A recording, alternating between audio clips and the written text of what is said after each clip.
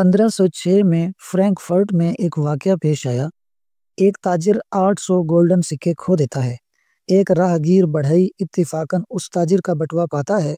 ये बढ़ई बहुत दीनदार होता है और किसी को भी नहीं बताता कि उसे बटुआ मिला है, और सोचता है कि इतना ज्यादा पैसा खोने के बाद मालिक लाजमी इसकी तलाश करेगा।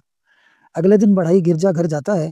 तभी पादरी ऐलान करता है कि एक ताजिर जिसने फ्रैंकफर्ट में कदम रखा है 800 गोल्डन सिक्के खो चुका है, और जो उसे पाएगा उसे 100 गोल्डन सिक्कों का इनाम मिलेगा। इस पर बढ़ई बटुआ लाता है और पादरी के हवाले कर देता है। ताजिर आता है और बटुआ ले लेता है, लेकिन वो बढ़ई को वादा किए गए 100 गोल्डन सिक्के देने से इनकार कर देता है। वो उसे सिर्फ 5 गोल्डन सिक्के देता है। बढ़ई ताजिर से अपना वादा निभाने का तकाजा करता है, लेकिन लालची ताजिर दावा करता है कि बटुए में 900 गोल्डन सिक्के थे, ना कि 800, ताकि उसे इनाम न देना पड़े। वो दावा करता है कि बढ़ई ने बटुए से कुछ पैसे निकाले हैं। पादरी बढ़ई की हिमायत करता है और कहता है कि वो बढ़ई को जानता है, वो एक ईमानदार आदमी है, वो कभी ऐसा काम नहीं करेगा। बहस बढ़ती जाती है।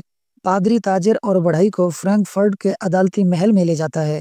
जज मुकदमे की समाअत शुरू करता है और ताजिर से कहता है कि वो अपना हाथ बाइबल पर रखकर कसम खाए कि उसने 900 गोल्डन सिक्के खोए थे। ताजिर बिला झिझक अपना हाथ बाइबल पर रखता है और कसम खा लेता है। जज बढ़ई से भी कहता है कि वो कसम खाए कि उसे 800 गोल्डन सिक्के मिले थे। बढ़ई भी अपना हाथ बाइबल पर रखकर कसम खा लेता है। सब जज के फैसले का इंतजार करते हैं। जज कहता है कि सब कुछ वाज़ेह है। बढ़ई को 800 गोल्डन सिक्के मिले थे और ताजिर ने 900 गोल्डन सिक्के खोए थे। लिहाजा जो बटुआ बढ़ई को मिला वो ताजिर का नहीं हो सकता। इसलिए चूंकि कोई मालिक सामने नहीं आया, वो पैसे बढ़ई के हैं और ताजिर अपने 900 गोल्डन सिक्कों की तलाश जारी रख सकता है। यूं एक लालची ताजिर जो एक गरीब बढ़ई का हक मारना चाहता था, एक मुनसिफ जज के हाथों सजा पा जाता है।